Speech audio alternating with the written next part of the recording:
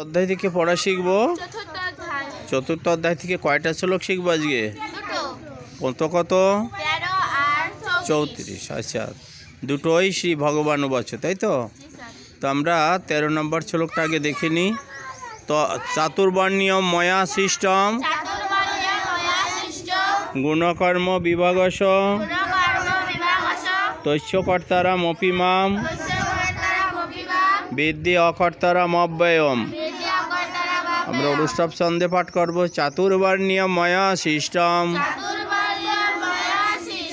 গুণকর্ম বিভাগশ তস্য কর্তারাম অপি মাম বিদ্ধি অকর্তারাম অব্যয়ম। আমরা এখন 34 নম্বর শ্লোকটাও দেখব। তদ্বৃদ্ধি প্রণিপাতেন পরিপ্রশ্নেন সেবয়া উপদেক্ষন্তি তে জ্ঞানম জ্ঞানীন তত্ত্বদর্শিন। এই শ্লোকটা আমরা অনুষ্ঠব ছন্দে পাঠ করব। তদ্বৃদ্ধি প্রণিপাতেন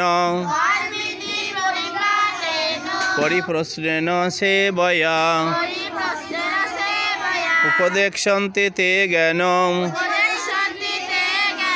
জ্ঞানীন তত্ত্বদর্শিন।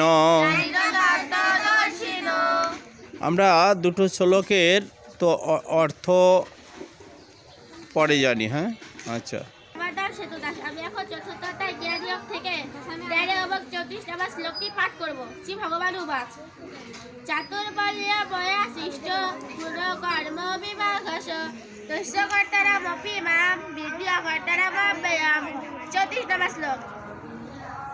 তদ্বৃদ্ধি প্রণিপাতেন পরিপ্রশ্নেন সেবয়া উপদেক্ষন্তি তে জ্ঞানম জ্ঞানীন তত্ত্বদর্শিন।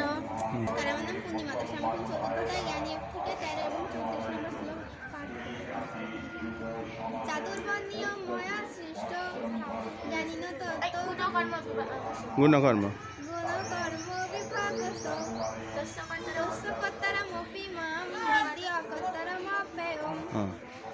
তদ্বৃদ্ধি পরিপাতেন পরিপ্রশ্নেন সেবয়া উপদেক্ষন্তি তে জ্ঞানম জ্ঞানীন তত্ত্বদর্শিন। আমার নাম ফুলকি দাস। আমি এখন চতুর্থ অধ্যায় থেকে 13 ও 34 নম্বর শ্লোকটি পাঠ করব। চাতুর্বর্ণ্য ময়া সৃষ্ট গুণকর্ম বিভাগশ তস্য কর্তারাম অপি মাম বিদ্ধি অকর্তারাম অব্যয়ম। তদ্বৃদ্ধি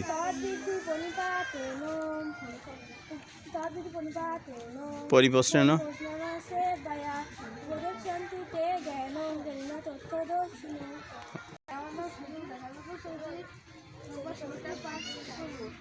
তদ্বৃদ্ধি পরিপাতেন পরিপ্রশ্নেন সেবয়া উপদেক্ষন্তি তে জ্ঞানম জ্ঞানীন তত্ত্বদর্শিন।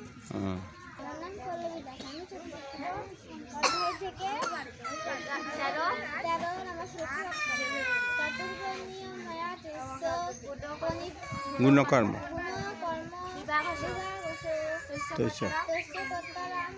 অপিমা বিদ্ধি অকর্তা অব্যয়। হ্যাঁ,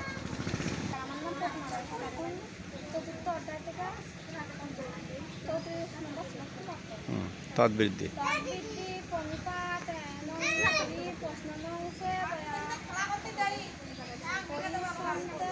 তে জ্ঞানম